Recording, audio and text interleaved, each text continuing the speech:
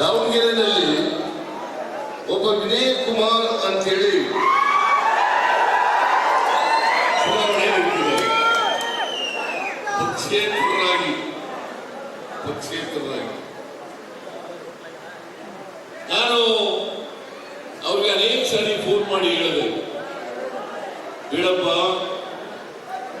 ನಿಂತ್ಕೋಬೇಡ ಎಲೆಕ್ಷನ್ಗೆ, ಇದು ಅಸೆಂಬ್ಲಿ ಚುನಾವಣೆ ಅಲ್ಲ, ಪಾರ್ಲಿಮೆಂಟ್ ಚುನಾವಣೆ, ಪಾರ್ಲಿಮೆಂಟ್ ನಿಲ್ಬೇಡ, ನೀನು ನಿಂತ್ಕೊಂಡ್ರೆ ಅದು ಬಿಜೆಪಿಗೆ ಸಪೋರ್ಟ್ ಮಾಡಿದಾಗ ಆಗ್ತದೆ, ದಯಮಾಡಿ ನಿಲ್ಬೇಡ, ದಯಮಾಡಿ ನಿಲ್ಬೇಡ ಅಂತ ಹೇಳಿದ್ರು.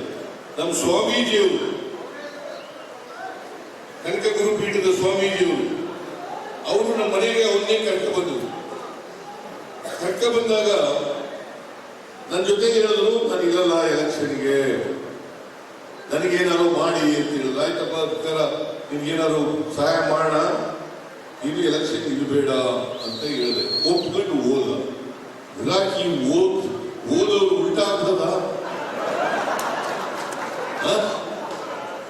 ಇಲಾಖೆ ಉಲ್ಟಾ ಆಗ್ತದ ಹೇಳಿ. ಯಾರು ಕುಮ್ಮಕ್ಕು ಇರ್ಬೇಕಲ್ಲ, ಉಲ್ಟಾ ಆಗ್ಬೇಕಾದ್ರೆ ಯಾರು ಕುಮ್ಮಕ್ಕು ಅವ್ರಿಗೆ